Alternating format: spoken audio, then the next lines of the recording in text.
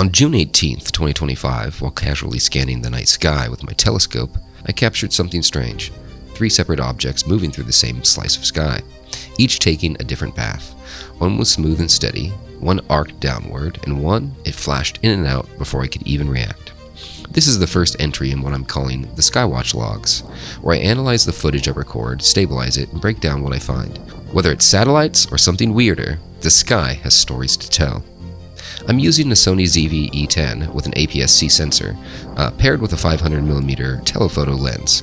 The tripod is a small rig with a fluid head, decent for manual tracking, but there's still some bounce, especially at high magnification. This footage was captured at 4K and later upsampled to a 6,500 pixel wide frame to give me room to analyze the motion and the paths in Adobe After Effects. The first object entered the screen from right and moved slowly across, right to left. It's steady, smooth, and consistent, most likely a satellite. I stabilized the entire clip using the object as an anchor, locking it to the center or left of center to the frame. That let me analyze how everything else moved in relation to it. Then came Object 2. It enters from the top right and curves downward, following a smooth arc. At first, it looked like it might be changing direction, but once I corrected for the camera movement, using the drift of a background star as reference, the arc widened. That tells me this: it wasn't a tight turn, it was a broad arc across the sky, probably consistent with the satellite on a slightly different orbit.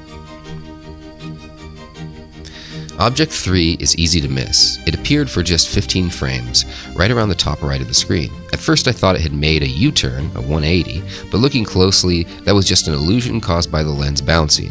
The camera momentarily caught that part of the sky, and this fast-moving object happened to be there. Then the camera moved, and it was gone. Linear trajectory, nothing too anomalous, but it's easy to misinterpret. All of this was tracked in After Effects. I exported the motion data from each object. I used a background star to understand the drift of the camera and compared relative paths. With enough points, you can start to see patterns that the naked eye just can't detect in real time. And I think that's important, not for providing anything spectacular, but for ruling out what we can. None of this proves anything anomalous, and I'm okay with that. These are likely satellites, but I think it's important to keep doing this work, because it's only by tracking, stabilizing, and comparing that we can learn to tell the difference between what's explainable and what's not.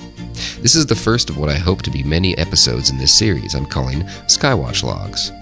Short breakdowns of the footage I capture, stitched together with tools I use, and share it for the spirit of curiosity. If you're into citizen science, optics, or just watching the sky, welcome aboard.